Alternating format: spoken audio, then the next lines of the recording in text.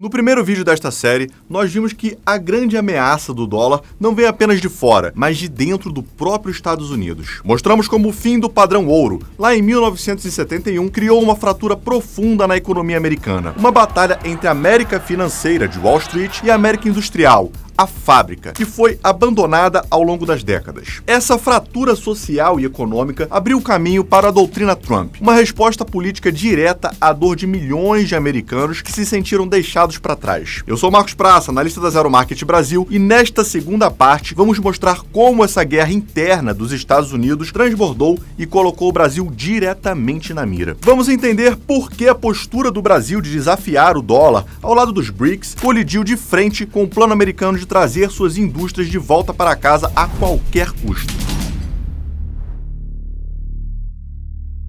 As tarifas e sanções que pairam sobre nós não são apenas protecionismo, são uma arma com um alvo claro: neutralizar o Brasil e usar nossa indústria como troféu político na acirrada disputa eleitoral americana. A postura recente do Brasil no cenário internacional mudou o jogo. O país deixou de ser um ator secundário para se tornar um dos líderes do questionamento da ordem do dólar. O presidente Lula tem defendido abertamente a necessidade de criar alternativas para o comércio mundial, e isso não ficou só no discurso. A ação mais forte foi o acordo com a China, nosso maior parceiro comercial, para fazer negócios usando nossas próprias moedas, o real e o yuan, passando por cima do sistema financeiro americano. Além disso, o Brasil está na linha de frente da construção de uma infraestrutura financeira paralela dentro dos BRICS. A liderança brasileira no novo Banco de Desenvolvimento, o Banco dos BRICS, é um sinal claro desse movimento. A ideia é usar o banco para financiar projetos em países emergentes com moedas locais, diminuindo a dependência do Fundo Monetário Internacional e do Banco Mundial. Mas a proposta mais ousada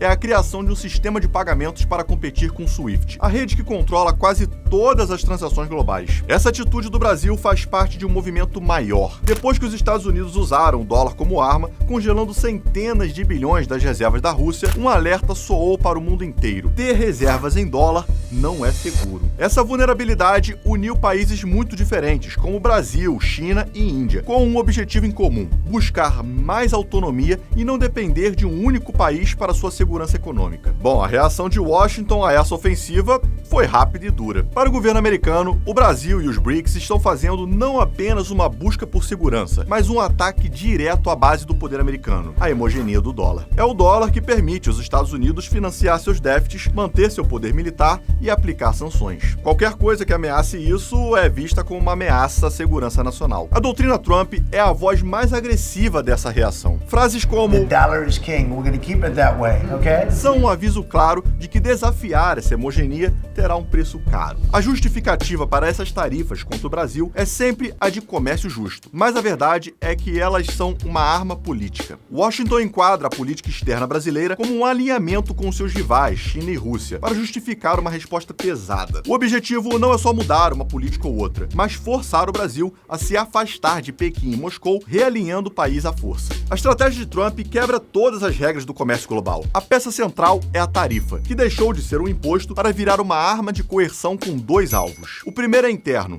proteger indústrias americanas, como a do aço, que foram destruídas pela globalização. Ao taxar o aço brasileiro, por exemplo, ele agrada diretamente o eleitorado do Cinturão da Ferrugem, estados industriais que foram decisivos em sua eleição. O segundo alvo é externo e muito direto: punir o Brasil por sua ousadia na agenda de desdolarização. A mensagem para Brasília é clara: o acesso ao gigantesco mercado consumidor americano tem um preço, e esse preço é o alinhamento político. Ou o Brasil abandona sua política externa independente, ou suas exportações serão sufocadas por tarifas. Essa estratégia de reindustrialização, chamada de reshoring, tem um objetivo político muito específico. Não é apenas trazer qualquer indústria de volta, mas sim criar vitórias visíveis em estados que podem decidir a eleição. A tática é simples: o bastão é a ameaça de uma tarifa de 50% sobre o aço brasileiro, tornando a exportação impossível. A cenoura é a oferta de retirar essa tarifa se a empresa brasileira concordar em concluir uma nova fábrica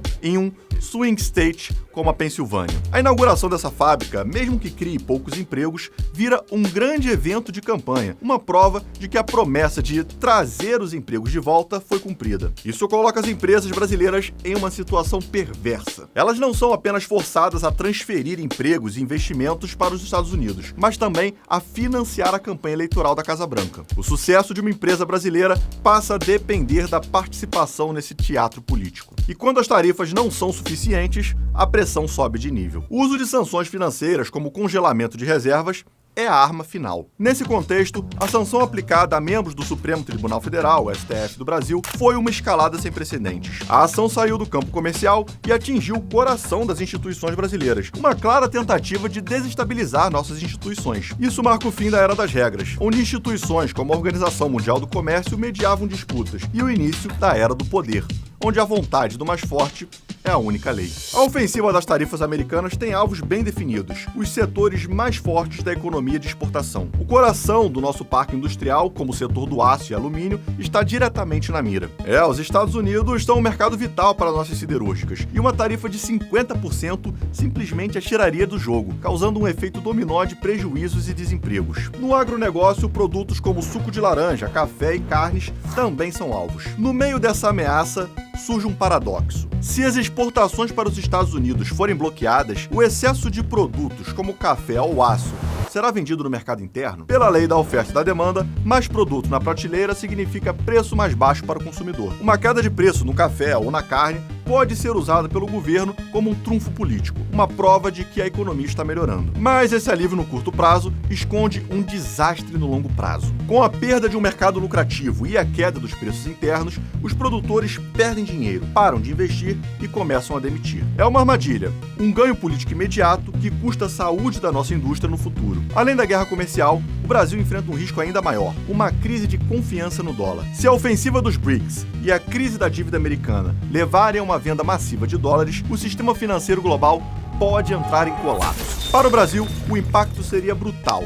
Nossas reservas internacionais, nosso seguro contra crises, evaporariam. O real se desvalorizaria violentamente, gerando inflação. Empresas com dívida em dólar poderiam quebrar, arrastando os bancos junto. O comércio mundial travaria. Essa dupla ameaça, um dólar super forte por causa da guerra comercial ou um dólar em colapso por uma crise de confiança, exige que o Brasil e seus investidores se preparem para cenários completamente opostos. Com esse cenário complexo, o investidor precisa ser inteligente e se adaptar. Não existe uma solução única, pois a estratégia certa depende de qual risco vai se tornar realidade. A preparação exige a construção de uma carteira de investimentos que possa sobreviver ou até ganhar em qualquer um dos cenários. Se o que vier for uma guerra comercial com um dólar forte, a defesa é clara: dolarizar o patrimônio. Isso significa investir em ativos fora do Brasil, como ações de empresas americanas ou títulos do Tesouro dos Estados Unidos, e manter dinheiro em dólar para se proteger da queda do real. Por outro lado, se o risco for uma crise no próprio dólar, a estratégia é o oposto. A prioridade é fugir do sistema baseado na moeda americana e buscar ativos que guardam valor por si só. O ouro, por exemplo, é um refúgio histórico contra crises de moedas. A diversificação pode incluir moedas mais estáveis, como o franco suíço, e até uma pequena e calculada exposição em ativos digitais como o Bitcoin, que funcionam como seguro contra colapsos de moedas de governos. No fim das contas, a segurança maior está em ativos reais, como imóveis em locais seguros ou ações de empresas de setores essenciais, como energia e agricultura. Diante da pressão, o Brasil tem um dilema com poucas saídas fáceis. O caminho de menor resistência seria ceder, recuar no discurso de desdolarização e negociar um acordo com os Estados Unidos para evitar as tarifas. Mas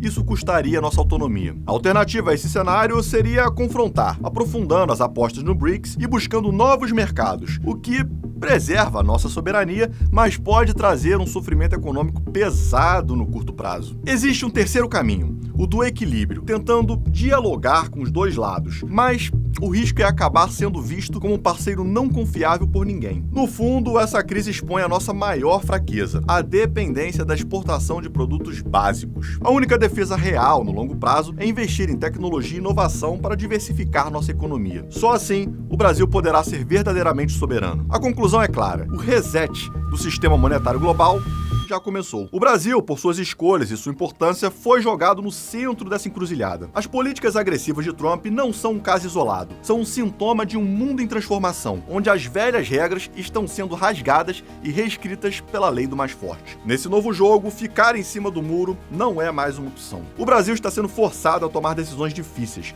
que vão definir nosso futuro. Essa crise, com todos os seus perigos, é também uma chance. É um momento que nos obriga a decidir qual será o nosso papel na nova ordem mundial do século XXI. O que você acha?